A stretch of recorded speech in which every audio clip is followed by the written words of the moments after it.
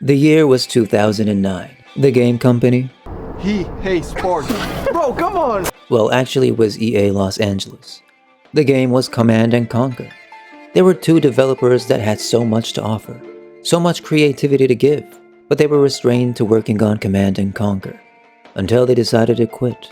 But behind quitting was a plan to make an independent studio and pursue their artistic freedom in such a manner that will make them the juggernaut of indie developers, to make them superb, to make them giants among the rest. And so Supergiant Games was finally established. Indie game studios come and go, but few have carved their name in the gaming history quite like Supergiant Games. From their breakout debut, Bastion, to the genre-defining success of Hades, this small studio has proven that with the right mix of storytelling, artistry, and ambition, you don't need hundreds of employees to make a masterpiece. Welcome to the channel, people. In this video, we're gonna dive into the rich history of Supergiant Games. So make sure you fix yourself a hot cup of tea, grab a snack, subscribe to the channel, and picture this, if you will. Amir Ra and Gavin Simmons were working on Command & Conquer and Red Alert 3 under EA, but they had their minds elsewhere. Inspired by the success stories of the Behemoth, 2D Boy, and Jonathan Blow, they decided to leave EA to create games that were more personal to them. The games that they had in mind could never be made by a AAA game company, according to them. So now it was time to gather the posse. And the first posse member to join was Gen Z. No wait, not them. Gen Z. This lady. Her name was Gen Z. Now word to Shane from The Walking Dead. Now let me tell you something. She might be my favorite artist of all time. I can stare at her artwork for hours. Well, actually no. Maybe a good 5 minutes. That's still a lot. Who stares at artwork for hours anyway? She was working for Gaia Online, an English-language anime-themed social networking and forums-based website with Chibi Psych animation, where she would make isometric environmental designs. She joined Supergiant Games in March of 2010 as a temporary contractor to work on Supergiant's first project, Bastion. After witnessing the magnificent artwork, Amir and Gavin looked at each other and said, "Say no more." She joined the project full-time. Supergiant were also looking for an audio director and composer, a singer, songwriter, voice actor, and multi-instrumentalist, who little did they know was gonna go down in history as one of the greatest video game composers of all time. And the final posse member would be Gregory Kazavin, who would serve as the writer and designer and creative director. And so the Supergiant posse has been assembled. It was time to make the game. Alright, picture this. The posse has been assembled, armed with passion, dreams, and maybe a couple of decent laptops. The year was 2010. The mission, to make a game so visually stunning, emotionally rich, and mechanically smooth, it would punch above its weight. And they only had one shot. Mom spaghetti settings. But as they say, you have to take a risk to achieve greatness. I don't know who said it, but I'm sure someone said it. The game was Bastion. No publisher, no marketing team, no endless QA departments. Just a small posse working out of Amir's dad's living room in San Jose. Yep, you heard that. The birthplace of Bastion wasn't a fancy downtown studio with a cappuccino bar and an HR team. It was a suburban living room, complete with a couch, kitchen noises and whatnot, probably some screaming for Amir to come to dinner while he's in the zone. And there was also a whole lot of creative tension. But that didn't matter. Because while the fam was cooking dinner, allegedly, this team was cooking a video game. Let's start with Gen Z. She wasn't just good. She was defining the game's soul with her art. Every backdrop in Bastion, painted by hand.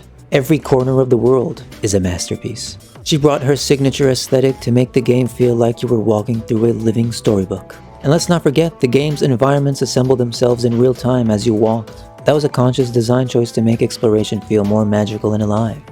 And boy, did it work. Meanwhile, Darren Korb, the musical maestro, was literally recording the soundtrack in a closet. Not joking, an actual closet. He called the genre acoustic furniture trip-hop.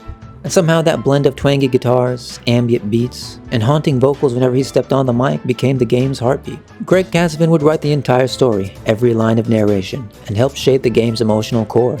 Bastion wasn't just about smashing things with a hammer. It was about rebuilding a world, dealing with trauma, and making choices that actually mattered. And they pulled all of this off without a publisher. For over a year, it was self-funded, self-driven, until finally in 2011, they brought a demo of Bastion to the PAX East Indie Mega booth. They weren't sure if anyone would care, but people loved it. The game made a huge splash. That's when Warner Bros. Interactive Entertainment came knocking. They offered to publish Bastion for the Xbox Live Arcade, giving the team just enough to finish the game and get it out there. And when it released on July 2011, boom, instant classic. Critics praised its art, music, and narration, and emotional storytelling. It sold over 500,000 copies by the end of the year, and eventually passed the 3 million mark by 2015. Supergiant Games has officially arrived. By building this game, they built a unique world, style, and reputation. Bastion wasn't just their debut. It was their declaration that we are Supergiant Games, and we are here to stay. So here's the thing. When you drop a debut like Bastion, you're standing on a podium made of hype, expectation, and a whole lot of pressure. Everyone's watching, waiting to see if you're a one-hit wonder or the real deal. And Supergiant wasn't about to play it safe. Their second game was Transistor, a moody, futuristic cyber-noir tactical RPG that had a very different playing style than that of Bastion. It was different from the bright floating islands and the old-timey hammers found in Bastion. Transistor had neon-soaked cyberpunk streets, corrupted AI, and a silent protagonist accompanied with a glowing sword that talked. Development started shortly after Bastion's success, and this time the team had a few more resources. And by more, I mean from the 7 people who worked on Bastion to 12, which is still nothing. But they were still tight-knit, still indie, still uncompromising. And also an important note, this time around there was no Warner Bros. To help with publishing. This game was self-published. At the heart of Transistor was a character named Red, a famous singer in the city of Cloudbank who has her voice stolen. Her companion throughout the game, the Transistor, a mysterious talking weapon that contains the soul of someone she once knew. Gen Z detailed the art style into a futuristic dreamscape, angular, clean, haunting. It was the kind of world where you could almost hear the electricity hum through the buildings. And Darren Korb evolved as well. The music was moody, jazzy, electronic, and emotional. A blend of trip-hop and synth-pop, layering with Red's vocals voiced by Ashley Barrett, who would become a staple in Supergiant's soundtrack from here on out. And let me tell you something, usually I listen to heavy metal and gangster rap. Why? I don't know, don't ask me. But Darren Korb's music is so good. I mean, most of his songs are in my playlist. Anyway, I sidetracked. Again, sue me. Craig Casavan, of course, brought the writing. Transistor told its story through gameplay, letting players piece it together through fragmented memories and hidden data points. It didn't hold your hand, it let you explore the lore your way. And personally, this is my favorite Supergiant game. And that is mainly because of the combat system. You see, unlike the reactive hack and slash of Bastion, Transistor introduced a blend of real-time and turn-based combat. You could pause time, plan your moves, and then watch them execute in a beautiful burst of precision and destruction. It was tactical, flexible, and rewarding. And the best part, the more you experimented with different ability combinations, called functions in the game, the more of the story you unlock. Your build was the narrative, a kind of design philosophy most studios don't even attempt, and I'm not really sure why. And if there is, let me know those games, I'll play them. Transistor launched in May 2014, and was met with praise once again. I even remember it was also free on PlayStation Plus. Critics loved the atmosphere, combat depth, and also the music, of course, and the bold creative direction. It sold over 1 million copies in its first year, and solidified Supergiant's place as not just an indie darling, but an artistic powerhouse. They could have cloned Bastion. They could have made Bastion 2. But nah, man. Supergiant wasn't here to coast. They were here to create. And Transistor was proof that lightning can strike twice. Oh, that's a bar right there. Look at me. So by now, Supergiant Games has dropped 2 undeniable bangers. Bastion proved that they could create magic. Transistor proved that they could evolve. And their next game was Pyre. This game, wildly different. Supergiant was like, well, if we took fantasy RPG, matched it with a visual novel, and then made the combat system play like fantasy basketball or FIFA Street, Pyre was released in 2017. It told you it was something else. No lone warrior, no mysterious narrator, this time you played as the Reader, an exiled scholar in a land where literacy is illegal, which made reading a superpower. You're rescued by a trio of fellow exiles and together you enter the Rites, a sacred competition that looks like a 3-on-3 sport with magical orbs. Pyres, hence the name, and characters who float, dash, or smash their way into victory. But it wasn't just a gimmick. This combat was deep, strategic, and had emotional outcomes depending on the choices you make. Every win brought you closer to freedom, but at a cost. Because here's the twist. The more you win in this game, the more you must say goodbye to your best characters. You liberate them from exile, which means that they leave your party forever. So you're constantly balancing power with principle. Who do you send home? Who stays behind? And how will the story change based on your choices?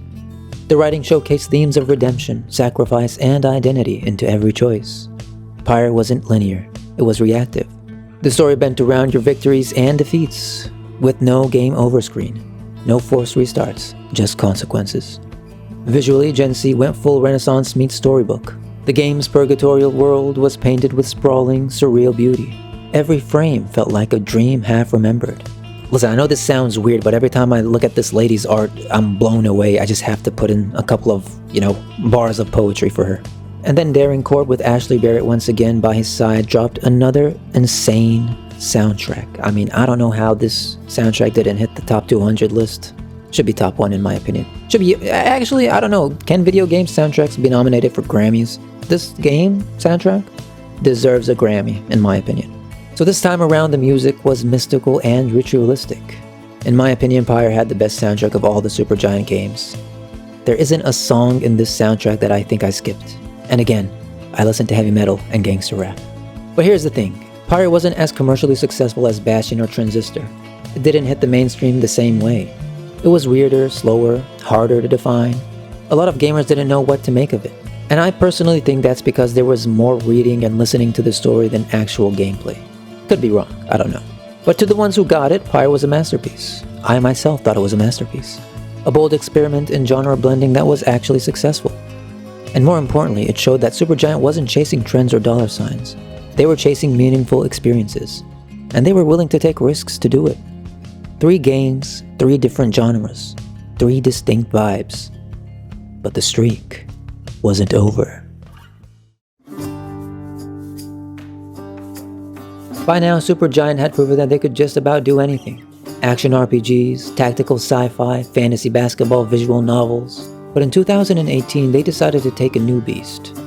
The roguelike genre.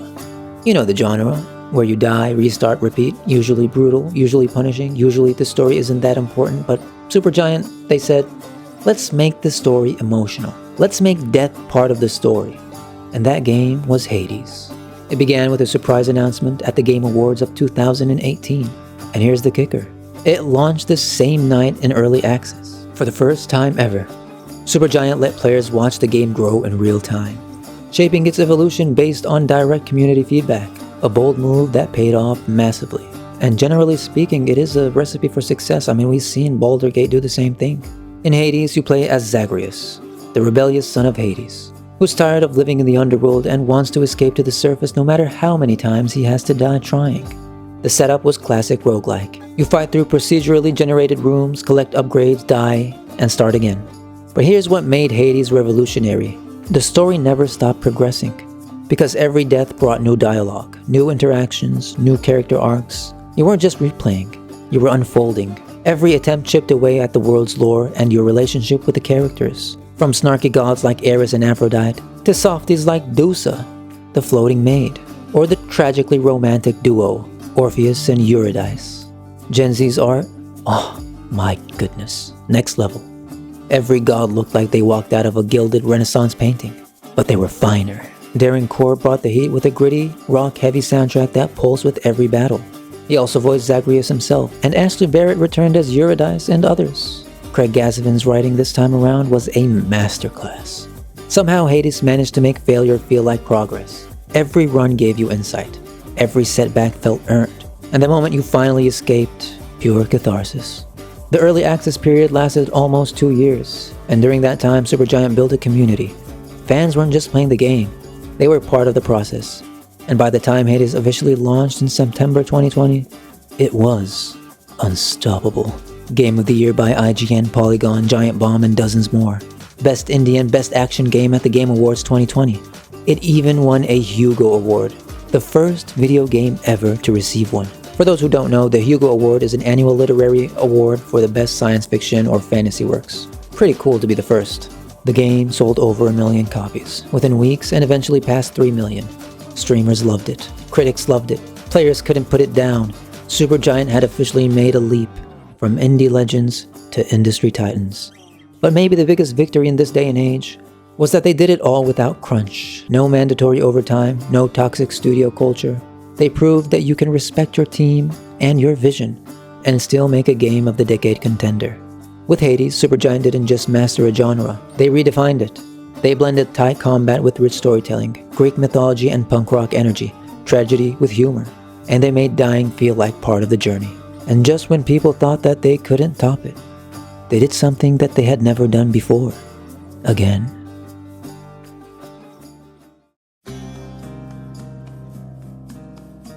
Hades wasn't just a hit. It was a cultural phenomenon. A small indie studio had gone toe-to-toe with AAA giants and won. So what now? How do you follow up perfection? Well, at the Game Awards of 2022, they dropped a bomb. Hades 2 was real. And for the first time in Supergiant's history, they were making a sequel. This was huge, because up until now, Supergiant had never made the same kind of game twice. Bastion, Transistor, Pyre, and Hades. All different genres, different vibes, different systems. But Hades was lightning in a bottle. And this time they decided to bottle it again. Wait, that wasn't what I meant. They bottled it again with a whole new storm. There we go. I knew I was missing something. The star of the show is Melanie. I'm probably pronouncing it wrong and I apologize. The princess of the underworld and sister, or I don't know, half-sister to Zagreus? Depending on the myth, that is. She's a witch, trained in arcane magic and deadly combat, and her goal is to take down Kronos, the Titan of Time, who escaped his prison and waged war on Olympus. Oh my goodness, man, I'm telling you, I love me some Greek mythology. Right away, Supergiant made it clear. This isn't just Hades 1.5. This was a mythic expansion of the world they built. Darker, more mysterious, and even more ambitious. Now, I'll be honest with you, I haven't played this game yet. I'm waiting for the actual release. But from what I've seen, I can say that Darren Korb is back on music and voice work. Gen Z returns with even deeper artwork. This time around, she's leaning into gothic tones and alchemical rooms and whatnot. Greg Kasavin also continues to shape the lore and narrative. This time diving into Titanomachy, which is a terminology that I just googled and it sounded really nice. The original war between gods and titans, I think that's what it means, I could be wrong. With more morally gray characters and tougher choices in this game. The combat looks faster, sleeker, and more built crazy. Our main character, Melanie, has both melee weapons and spellcasting, which is my favorite. Ooh, I can't wait. Letting you mix rapid attacks with charged sorcery. And the god boons, more layered, more reactive, with dynamic combos based on synergy between the Olympians and the new characters from the Arcane Pantheon. And once again, Supergiant went early access, launching Hades 2 in May 2024 with the goal of growing the game with player feedback. It's already been praised for its depth and polish, and surprising amount of content for an early build. Reviews called it shockingly complete, incredibly promising, and already addictive. Honestly, tell me something that I don't know. But Hades 2 isn't just a sequel. It's a love letter to everything Supergiant has learned over 15 years. Kinda like what Elden Ring did with the Souls genre. Because it blends the combat of Bastion, the narrative depth of Pyre, the atmosphere of Transistor, and the relatability of Hades in a single, evolving myth. So what comes after this masterpiece? Well, if you're Supergiant Games, the answer is simple. Word to DJ Khaled. Another one. So that was it. The complete lore of Supergiant Games, to the best of my knowledge. Me being me, probably I missed a couple of things, but we move. Tell me what you guys think. Are they the best indie company out there? Is there a company that is better, makes better games? I don't think so. But let me know what you guys think in the comments below. If you did enjoy this video, make sure to leave a like, subscribe, share, whatever buttons you can press, just press them. Support the channel, and I'll see you guys in the next one. Peace.